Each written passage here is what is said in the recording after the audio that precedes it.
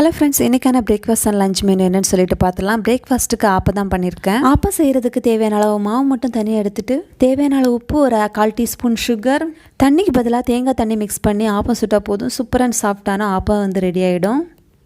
பாப்பாவுக்கு இன்றைக்கி ஆப்பத்துக்கு தேங்காய் பால் தான் பண்ணியிருந்தேன். அவளுக்கு தேங்காய் பால் ஊற்றி கொடுத்தாச்சு. மத்தியானம் லஞ்சுக்கு சாம்பார் தான் பண்ணியிருந்தேன். எனக்கும் ஹஸ்பண்டுக்கும் தேங்காய் பால் பிடிக்காது அப்படிங்கிறதுனால நாங்கள் வந்து ஆப்பத்துக்கு இந்த சாம்பாரவே சேர்த்துப்போம்.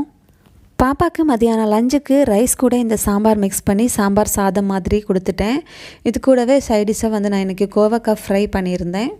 பாப்பா காரம் கொஞ்சம் கம்மியாக சாப்பிடுவா அப்படிங்கிறனால கொஞ்சம் காரம் கம்மியாக போட்டு கோவக்காய் ஃப்ரை வந்து பாப்பாவுக்கு வச்சாச்சு. அவ்வளோதான் லஞ்ச்.